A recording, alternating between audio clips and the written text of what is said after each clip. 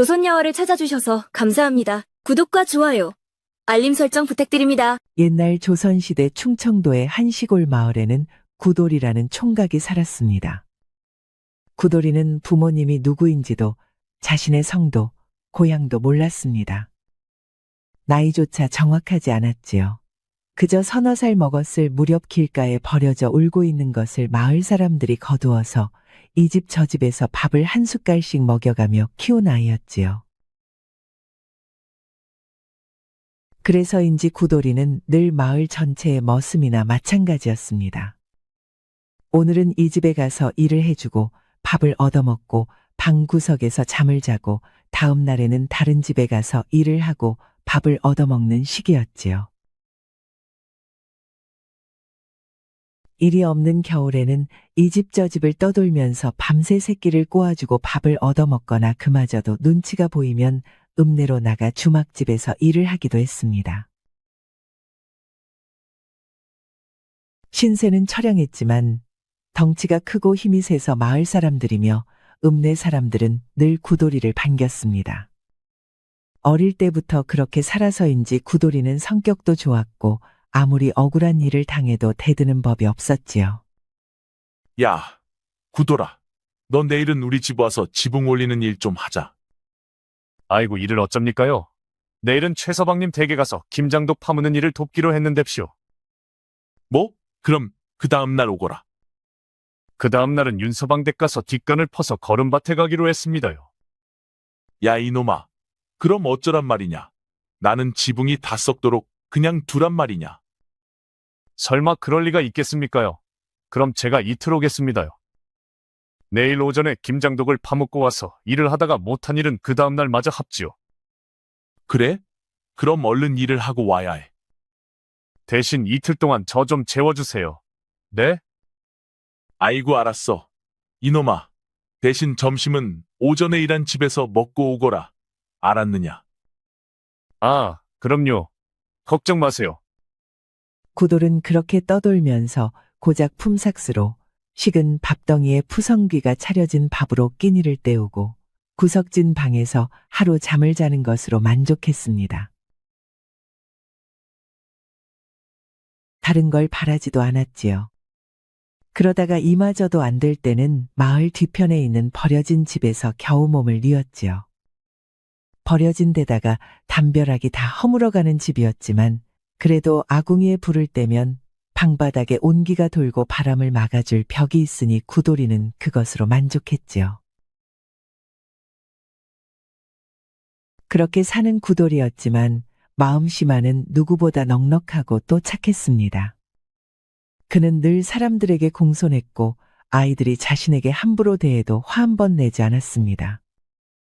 그런 구돌이를 보고 사람들은 바보라고 놀리기도 했지요. 하지만 구돌이는 그런 이야기를 들어도 그냥 웃기만 했습니다. 그런 구돌이는 하지만 늘 동네 장승 앞을 지나갈 때면 늘 장승 앞에서 큰 절을 했습니다. 장승님, 온 동네 사람들이 건강하게 잘 지내게 해주십시오. 그런 구돌이를 보고 마을 사람들은 놀려대기도 했죠. 야, 이놈아. 너는 맨날 거기다 대고 절을 하면 뭐 보리쌀이라도 나온다더냐? 구돌아, 그 장승에게 네 부모는 누구냐고 좀 알려달라고 해보던가. 누가 아냐? 어디 부잣집 정승이 아들을 잃고 찾아다닐지. 무슨 소리야? 우리가 쟤를 볼 때부터 그 짓꼴이었는데. 차라리 너도 어디서 바보 색시라도 하나 없게 해달라고 빌거라. 그래야 너도 사람 구실을 하지. 그게 더 말도 안 되는 소리구만. 사람들은 깔깔대며 비웃었습니다. 하지만 구돌이는 그것도 웃으면서 그저 마을 사람들이 모두 평안하기만을 빌었지요. 그러던 어느 날 구돌이는 동네에서 얻어온 보리쌀 한 줌을 얻어 들고 자신의 다 쓰러져가는 집으로 향하고 있었습니다. 종일 고달프게 일을 하다가 겨우 얻어온 것이었으니 얼른 집에 가서 부를 때 이것으로 죽을 끓여 먹고 잠을 잘 생각으로 구돌이는 걸음을 재촉했지요. 날씨 한번 춥다. 이제 겨울이 오려나. 올겨울은 또 어떻게 보내야 하나. 이런 고민을 하며 길을 걷던 구돌이는 문득 길가에서 이상한 형체를 발견했습니다. 가까이 다가가 보니 길가에는 허름한 거지 할아버지 한 명이 쓰러져 있었습니다. 구돌이는 황급히 다가갔지요. 할아버지, 이보세요. 눈을 좀 떠보세요. 이보세요. 하지만 그거지 할아버지는 눈을 뜨지도 못한 채 벌벌 떨고만 있었습니다.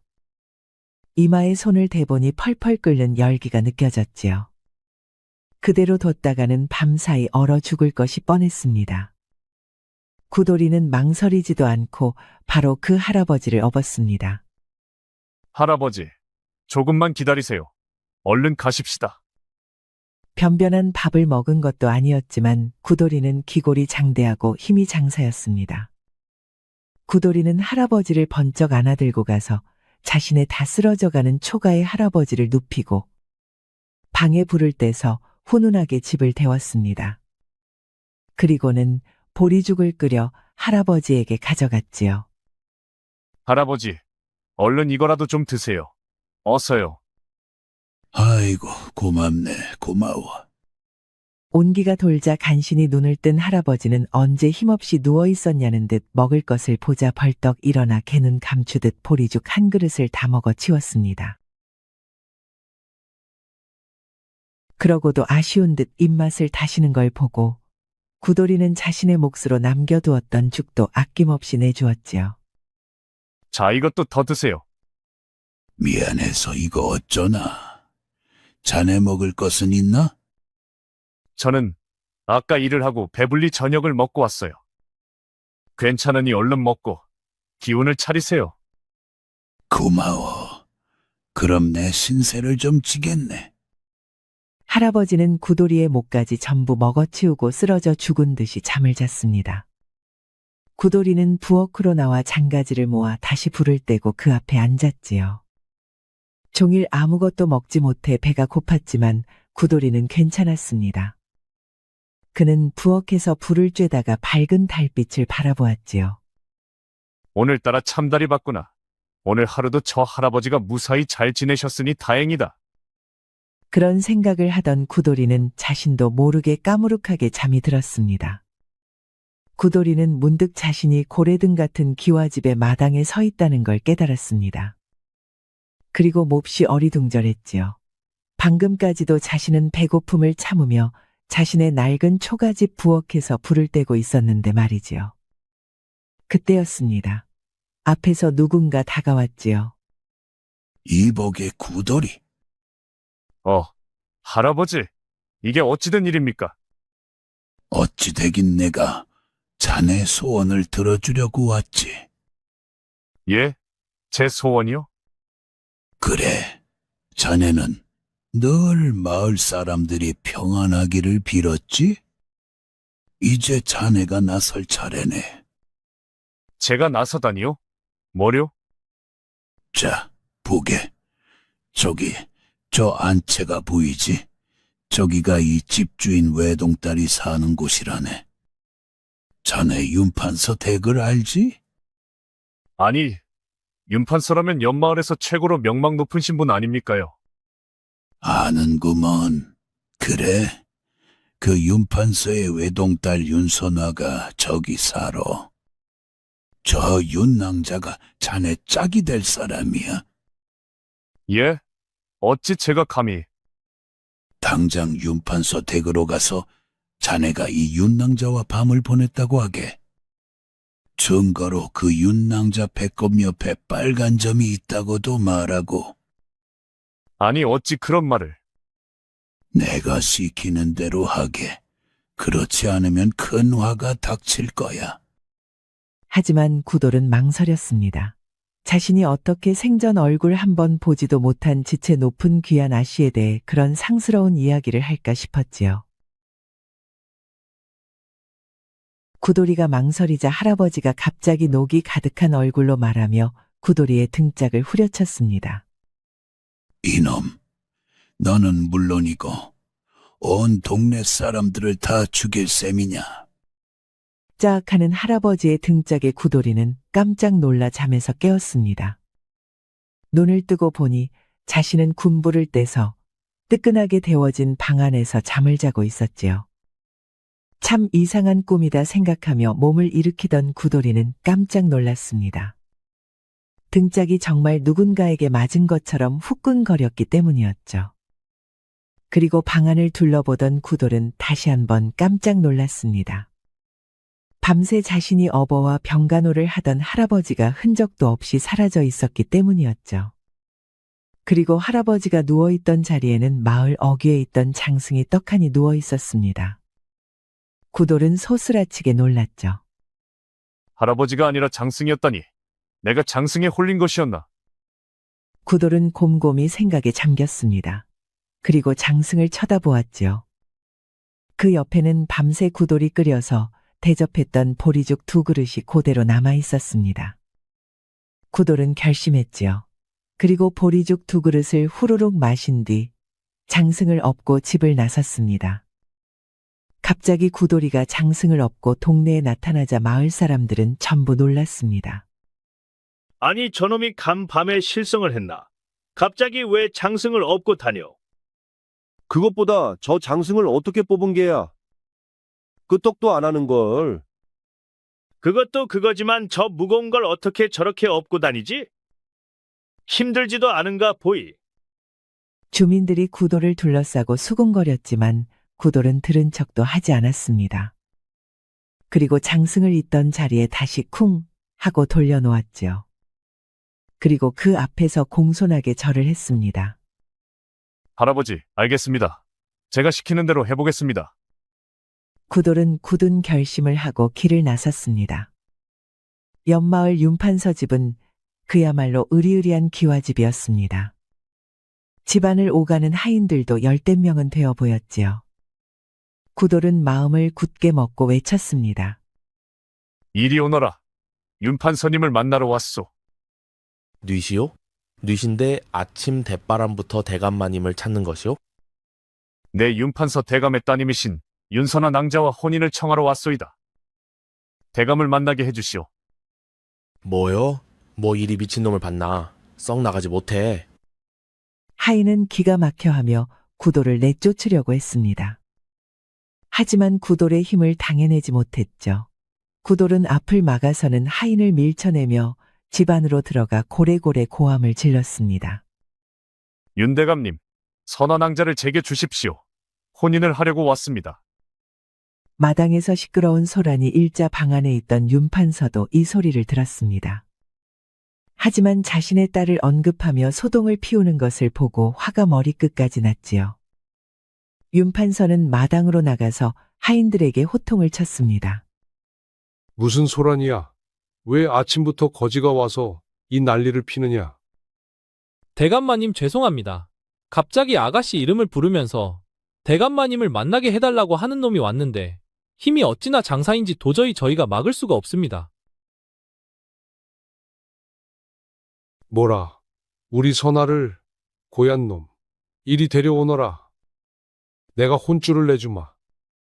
구돌은 윤판서를 만날 수 있었습니다. 윤판서는 구돌을 마당에 꿇어 앉히고 호통을 쳤지요. 자네는 누구길래 아침부터 이렇게 허락 없이 남의 집에 들어와 소란을 피우는가? 배가 고프면 밥이나 청해서 먹고 갈 것이지.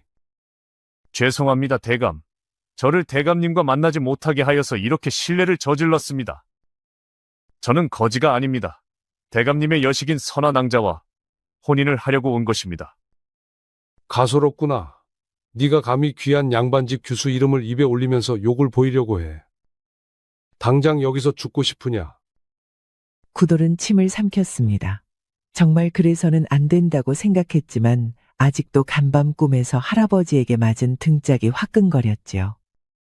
구돌은 주먹을 꽉 쥐고 외쳤습니다.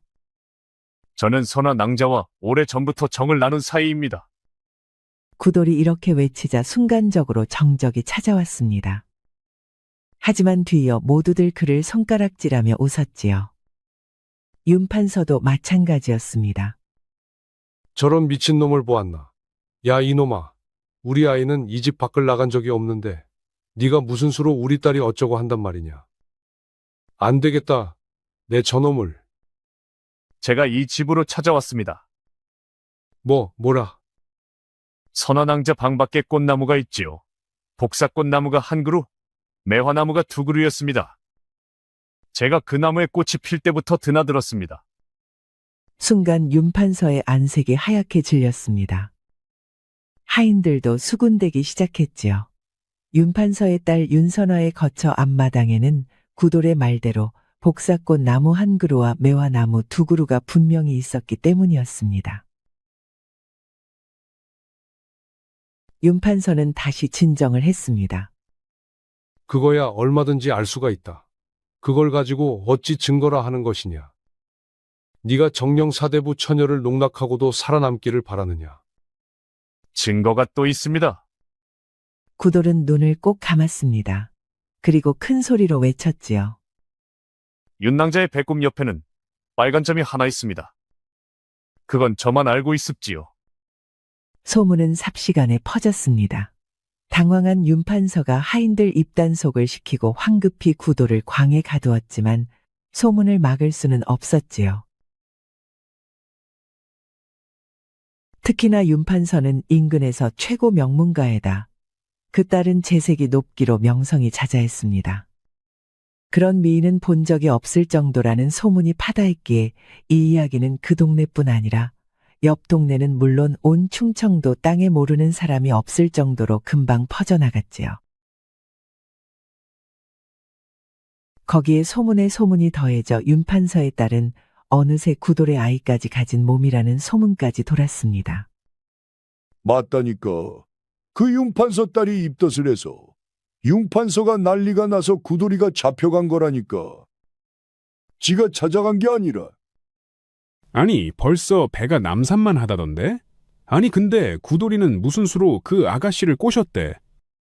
곰도 구르는 재주가 있다더니. 아, 그놈이 몸은 실하지 않나. 기골도 장대하고 힘은 또 얼마나 센지 모르지. 매일 밤마다 장승을 뽑았다가 다시 그 자리에 꽂아 넣기를 반복했다는구먼. 세상에, 그런 힘으로 다른 곳도 뽑았다 꽂았다 했으면 고운 양반집 아가씨도 자지러질 만은 했겠구먼. 그러니까 매일 밤마다 방문을 활짝 열어놓고 기다렸다는구먼. 그 집 몸종이 밤마다 시커먼 그림자가 와서는 들어가는 걸 똑똑히 봤대. 어쩐지 나는 밤마다 그 집 처녀 방 안에서 이상한 신음소리가 나는 걸 들었다고 그 집 하인에게 들었어. 그게 다 이유가 있었구만. 마을 사람들은 자기들끼리 이상한 상상과 음담패설을 섞어가며 낄낄댔습니다. 진실이 어떻든 그 사람들에게 이미 구돌과 윤판서 여식의 관계는 은밀한 사이였던 것으로 받아들여졌지요. 윤판서는 고민에 빠졌습니다. 그는 분명 딸의 결백을 믿었습니다. 그가 아는 딸은 명민하고도 강직한 아이라 그런 무모한 짓을 벌일 아이가 아니었기 때문이었지요. 거기에 혹시나 하는 마음으로 집안 하인들을 족쳐보았지만 하인들과 행랑아범 그리고 딸아이의 유모와 몸종 역시 입을 모아 딸아이의 결백을 말했습니다. 제가 이 집에서 평생을 일했지만 그간 집으로 낯선 그림자가 다가오는 걸 본 적이 없습니다요. 맹세합니다요, 대감 마님. 정말입니다요. 저희가 번을 돌아가며 밤새 집을 지켰지만 결단코 밤에 누가 몰래 집 안으로 들어오는 일은 없었습니다요. 아가씨는 결백합니다. 늘 저와 같이 잠을 자는 적도 많았는데 사내라니요. 지나가던 개가 웃을 일입니다. 맞습니다요, 어르신. 저희 아가씨가 얼마나 고결하신 분인지 아시잖아요. 그런 일이 있었다면 저희가 먼저 알았을 것입니다. 그렇다면 그 점 이야기는 어떻게 된 것이냐? 나도 몰랐던 점을 왜 저런 놈이 알고 있다는 것이냐? 니들이 어디 가서 점 이야기를 한 적이 있느냐? 아닙니다. 제가 어찌 감히 아가씨의 신체에 대해 이야기를 하겠습니까? 저도 아닙니다. 저는 아가씨에게 그런 게 있는 줄도 몰랐습니다. 윤판서는 하인들을 물리고 머리를 싸맸습니다. 골치가 아팠습니다. 소문은 일파만파 퍼지고 있어서 이미 자신의 딸이 구돌이라는 놈의 아이를 낳았다는 소문까지 돌고 있다는 걸 윤판서도 알고 있었습니다. 대체 왜 이런 일이 생겼는지 정말 귀신이 곡할 노릇이었지요. 윤판서는 한숨을 쉬었습니다. 일단 딸아이를 외가가 있는 곳으로 보내어 소문이 가라앉기를 기다리는 수밖에는 없다 생각했지요. 그리고 빨리 혼처를 찾아 시집을 보내야겠다 생각했습니다. 그때였죠. 아버님, 안에 계십니까? 오, 선화야. 그래 들어오너라. 선화는 사뿐사뿐 걸어서 자신의 아버지 윤판서 앞에 앉았습니다. 자태가 얼마나 아름다운지 윤판서는 어여쁜 자신의 딸을 보면서 가슴이 아팠습니다. 이럴 줄 알았다면 작년에 최정승이 너를 막내 며느리로 달라고 조를 때 보낼 것을 그랬다. 내 아까워서 오래 끼고 있었더니 이런 일이 생기는구나. 너무 걱정 마십시오, 아버님. 제가 이 모든 일을 해결할 방책이 있습니다. 그래? 그것이 무엇이냐? 윤판서는 기대를 하며 딸아이의 말을 기다렸습니다. 평소에도 영특하기로 이름이 높아 윤판서는 딸아이에게서 이 난관을 해결할 방법이 있을 거라 생각했지요. 하지만 딸의 입에서 나온 말은 도저히 용납할 수 없는 말이었습니다.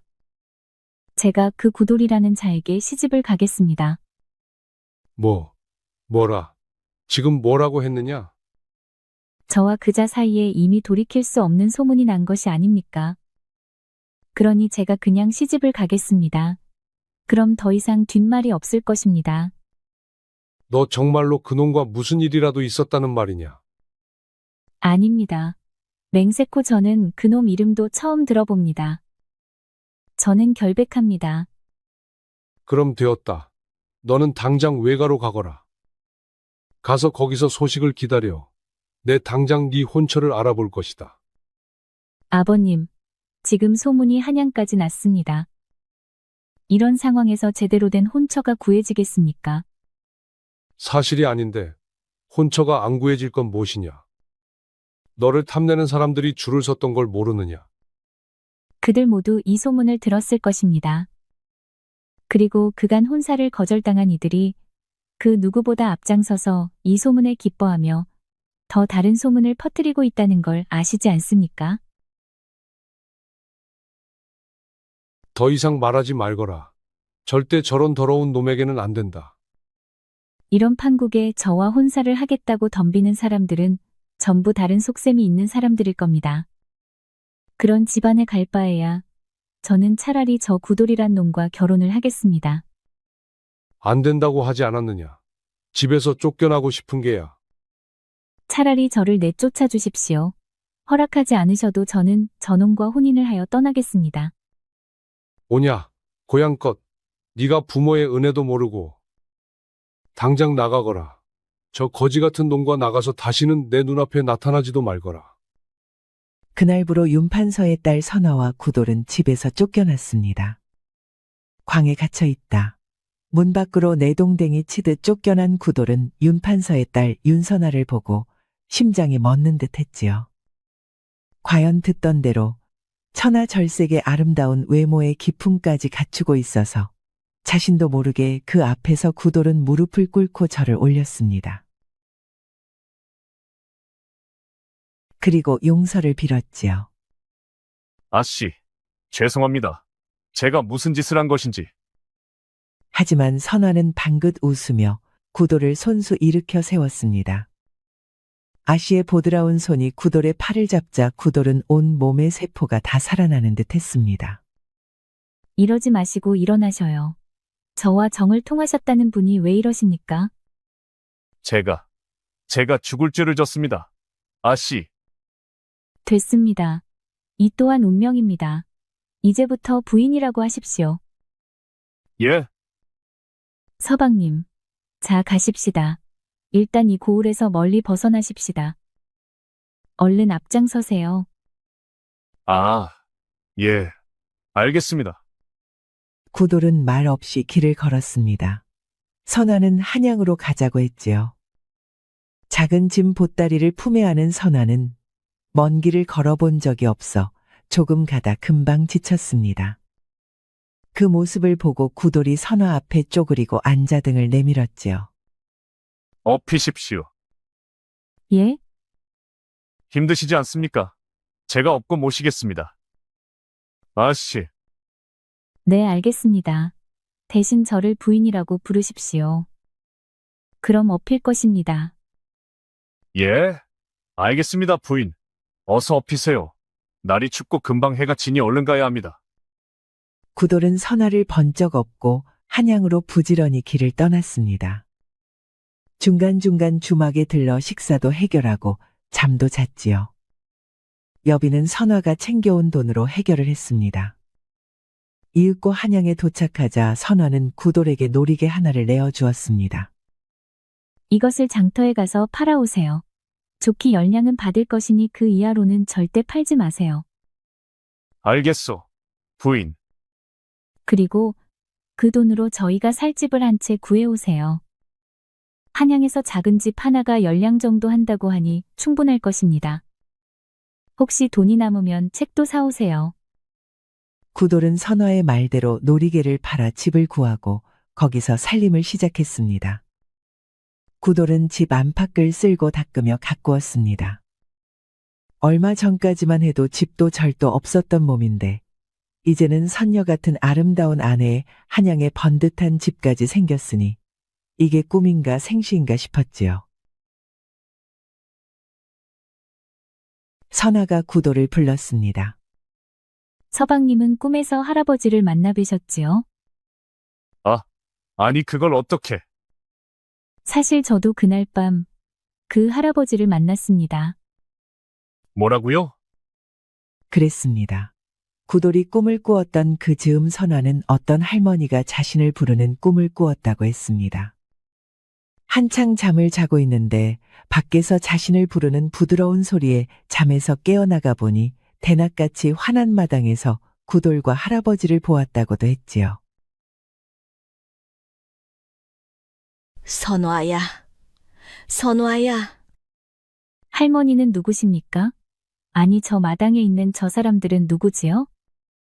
저 늙은 노인은 내 서방이고 저기 앞에 있는 산적 같은 놈은 네 서방이 될 놈이다. 예, 제 서방이라니요? 저는 처음 보는데요. 미안하구나. 하지만 겉보기에는 그래도 아주 귀한 인물이 될 몸이니라. 그러기 위해서는 너희의 도움이 꼭 필요하단다. 제가요? 갑자기 누구시길래 저에게 이러십니까? 길게 이야기할 수가 없구나. 하지만 이번에 도와준다면 평생 너는 귀한 집 마나님으로 평생 행복하게 살 것이다. 그리고 많은 생명을 구할 수도 있어. 많은 생명이요? 그래. 저 산적 같은 놈은 귀한 제목인데 쓰임을 못 받고 있으니 네 도움만 있으면 앞으로 큰 인물이 되어 사람들을 구할 것이다. 그러니 알려다오. 무엇을요? 네 몸의 비밀이 무엇이냐? 아무도 모르고 너만 알고 있는 비밀 말이다. 그걸 알아야 저 산적 같은 놈이 너를 데리고 달아날 수 있을 거 아니야. 저는 배꼽 옆에 빨간 점이 있습니다. 이건 저와 유모 외에는 아무도 모릅니다.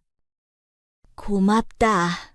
그럼 앞으로 잘 살아라. 한양에 가서 큰 당나무 아래를 파면 먹고 살 걱정은 없을 것이야. 이야기를 들은 구돌은 깜짝 놀랐습니다. 그리고 부끄러움과 미안함을 느꼈지요. 정말 죄송합니다, 부인. 내가 일부러 그런 것은 아니요. 괜찮습니다. 그분들이 다 뜻이 있어서 그런 것일 테니까요. 서방님은 장승 할아범을 보셨다고 했지요? 그렇소. 그럼 제 꿈에 찾아온 분은 장승 할아범 옆에 있던 장승 할멈인가 봅니다. 그러니 당나무 아래에 가서 땅을 파보세요. 그리고 오늘부터 서방님은 글 공부를 하셔야 합니다. 글 공부라니? 저희를 이렇게 이어준 것은 분명 큰 하늘의 뜻이 있는 것일 것입니다. 서방님은 귀한 제목이 되어 많은 사람들을 구할 몸이라 했으니 그러기 위해서는 과거 시험을 보셔야 합니다. 아셨지요? 구돌은 고개를 끄덕였습니다. 이렇게 된 이상 무엇이든 열심히 해야 했지요. 그날 밤 구돌은 그 할머니가 알려주었다는 큰 당산나무를 찾아가 아래를 파기 시작했습니다. 아내가 알려준 대로 오목하게 들어간 곳을 팠더니 큰 상자가 나왔지요. 그리고 그 상자 안에는 신기하게도 두 사람이 몇 년 동안 돈 걱정 없이 살만할 만큼의 돈이 들어 있었습니다. 그 돈으로 선화는 책과 지필목을 사서 구돌에게 글을 가르쳤습니다. 하지만 완전히 까막눈이었던 구돌이 갑자기 글을 배우는 것은 쉽지 않았지요. 이 정도는 다른 사람들은 7, 8살에 다 떼는 것입니다. 이것도 어려우십니까? 미안하오. 내가 워낙 무지랭이로 살았던 터라. 괜찮습니다. 대신 서방님이 책을 한 권씩 떼실 때마다 제가 상을 드리겠습니다. 이건 어떻습니까? 상이라니 무엇을 말이오? 명심보감을 떼시면 제 손을 잡아드리게 해드리지요. 그리고 맹자를 떼시면 제가 안아드리고 또 논어와 병법서를 떼시면 제가. 그 다음은 무엇이오? 궁금하시면 얼른 책을 읽으십시오. 그건 제가 직접 알려드리지요. 그 둘은 부부라는 이름으로 한 집에서 살기는 했지만 아직 서로를 어려워하면서 각자 다른 방을 썼습니다. 구돌은 선화를 부인이라 부르기는 했지만 감히 손끝 하나를 대본 적도 없었습니다. 하지만 선화는 알고 있었지요. 구돌이 매일 선화를 훔쳐보고 있고 밤에는 잠을 이루지 못하고 마당을 서성이고 있다는 사실을 말입니다. 그리고 그것이 무엇을 의미하는 것인지 선화는 잘 알고 있었습니다. 알겠소. 내 부인 말이라면 뭐든 다 하겠소. 구돌은 그날부터 무서운 집중력으로 글 공부에 전념을 했습니다. 그리고 그 둘의 사이는 구돌이 읽어치우는 글의 속도만큼이나 가까워졌지요. 구돌은 날이 갈수록 얼굴에 윤이 돌았고 선화는 점점 여인의 자태를 갖춰가기 시작했습니다. 구돌이 과거 시험에 필요한 책을 모두 다 읽어치우고 글쓰기에도 능숙하게 되었을 때 둘은 어엿한 부부의 사이가 되었습니다. 하루 선화는 구돌에게 그랬지요. 서방님은 묵과 시험을 보시는 게 나을 듯합니다. 내일부터는 말타기와 검술 훈련을 하세요. 무술 훈련을 말이오? 네. 아무리 지금 글을 다 깨우쳤다 하더라도 평생을 글만 읽어온 선비들을 어찌 따라잡겠습니까? 그리고 가장 재미있게 읽으셨던 책도 역시 병법서였지요. 그건 맞소. 나는 그 병법서가 제일 재미있고 내용도 바로 이해가 되었소. 그러니 말입니다. 서방님은 기골이 장대하고 힘도 좋으시니 무술 연마만 하시면 금방 훌륭한 장수가 되실 겁니다. 그러면 내가 무술 연마를 할 때마다 이번에는 어떤 상을 줄 것이오? 부인? 아니 이제 와서 무슨 그런 건 없습니다. 아니, 없긴 왜 없어. 이리 와보시오. 망측하게 서방님도 참. 그렇게 시간이 어느덧 흘러갔습니다. 구돌은 그 사이에 글쓰기를 모두 통달하고 무술에서도 그 누구도 따라잡을 수 없는 사람이 되었지요. 그 옛날 초라하던 머슴의 모습은 온데간데 없고 이제는 늠름한 장수의 모습이 나타났습니다. 그해 봄, 조정에서는 과거 시험이 열렸습니다. 새로운 왕자의 탄생을 기념하는 것이었지요. 구돌은 묵과 시험에 응시를 했습니다. 구돌이 늠름한 모습으로 묵과 시험장에 나타나자 모든 사람들이 감탄을 했습니다. 구돌의 장대한 기골과 형형하게 빛나는 눈빛은 모든 사람을 압도하는 것이었으니까요. 구돌은 활을 쏘면 쏘는 대로 모두 명중시켰고 창술이며 기마술이며 모두 1등을 했습니다. 그의 묵과 시험의 장원은 바로 구돌의 몫이었죠.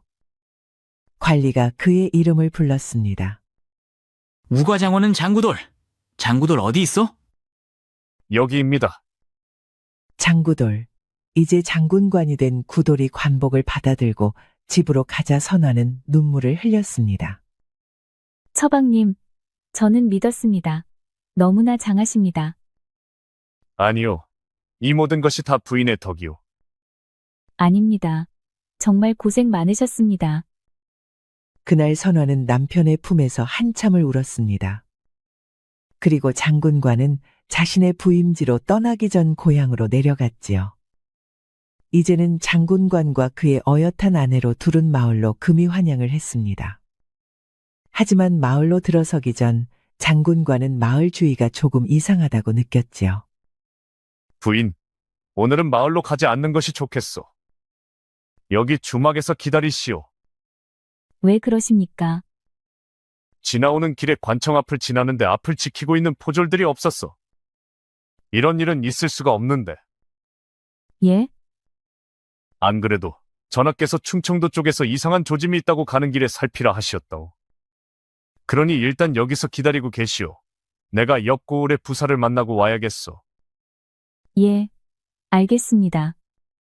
장군관은 급히 말을 타고 수아하나와 함께 다른 고을, 부사에게 도움을 청하러 갔습니다.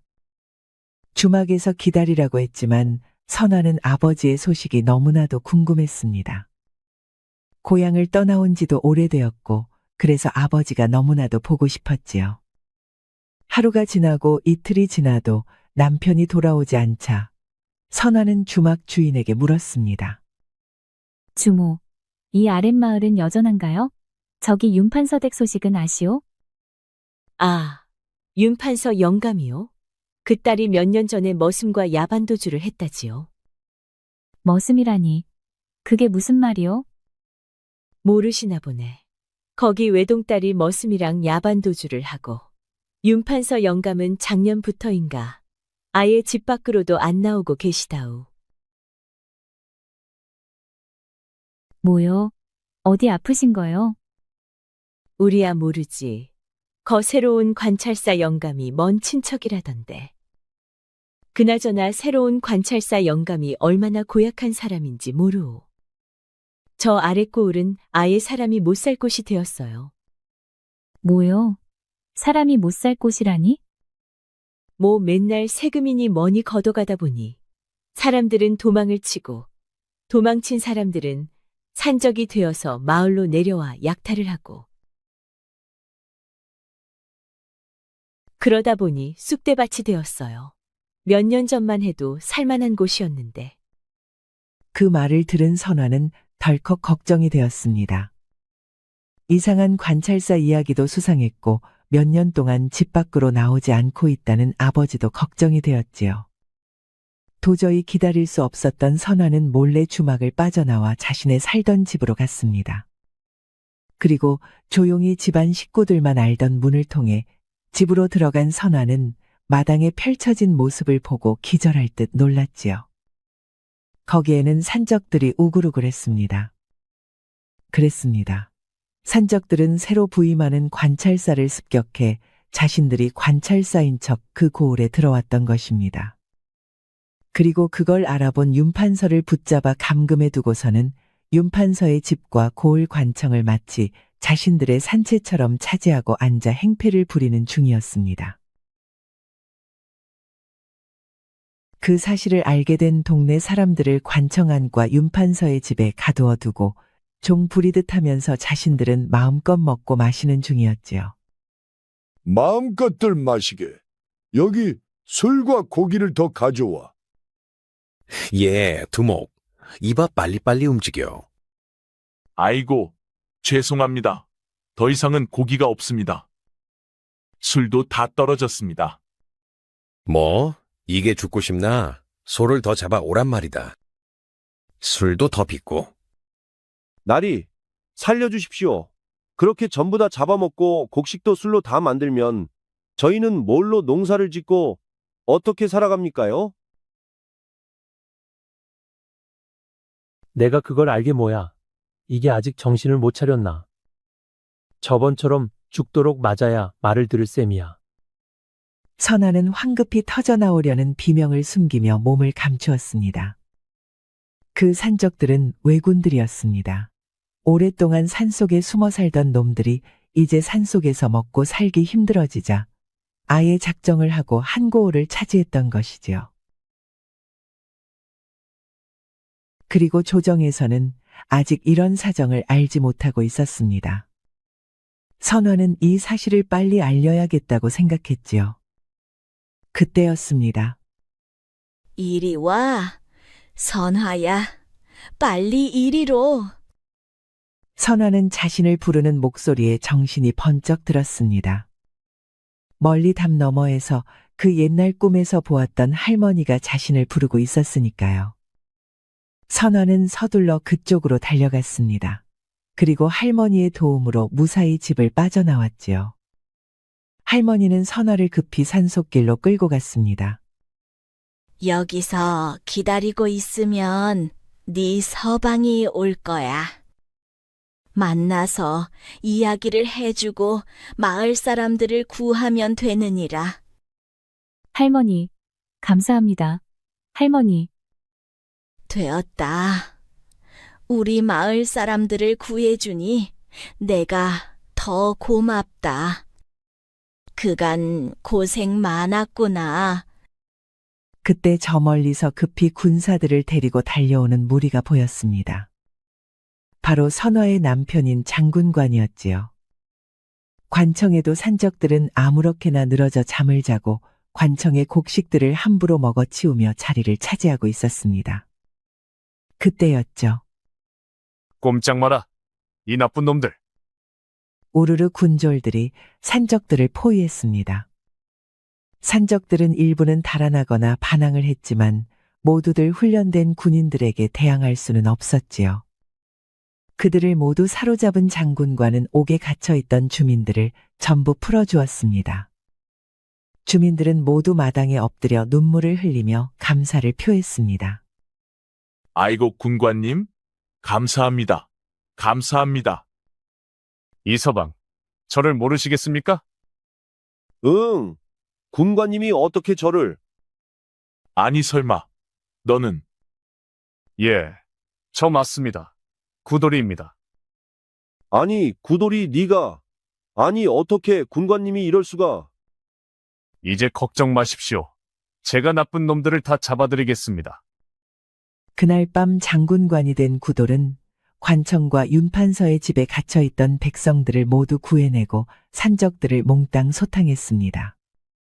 산적들이 점령한 탓에 모두 죽을 뻔한 위기에 처했던 마을 사람들은 모두들 장군관의 발밑에 엎드려 감사를 표했지요.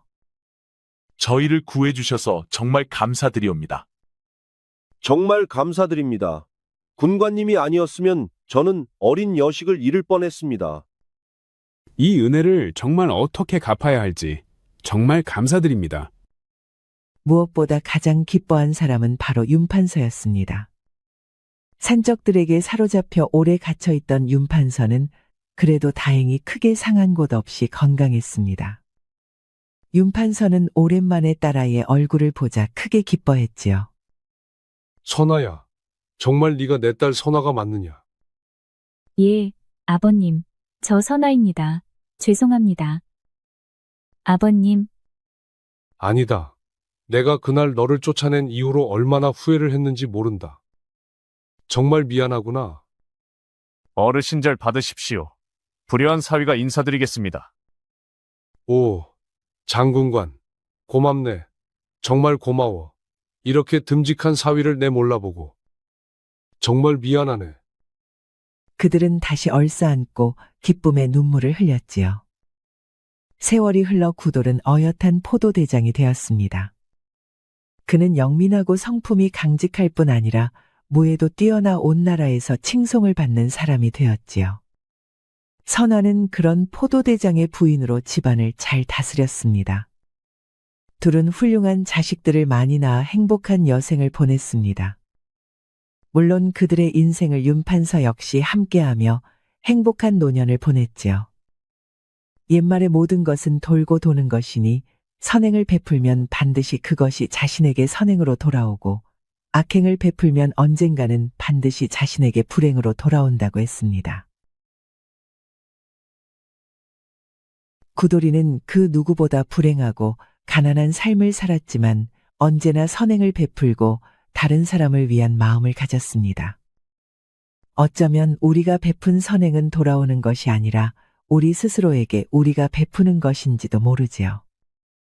그렇기에 하늘이 그에게 기회를 주었고 또 다른 사람을 구할 기회를 준 것일지도 모릅니다. 자신의 운명을 탓하지 않고 하지만 그 운명이 주는 기회를 거스르지 않고 하루하루 최선을 다해 즐거운 마음으로 살아간다면 우리의 미래는 분명 우리에게 그 보답을 보여줄 것입니다. 들어주셔서 감사합니다. 구독과 좋아요, 알림 설정을 꼭 부탁드립니다. 우리 이야기가 여러분들에게 조금이나마 재미를 선사할 수 있기를 바랍니다. 다른 재미있는 영상도 많으니 즐겁게 봐주세요. 그럼 여러분 모두 행복하고 즐거운 시간 되세요.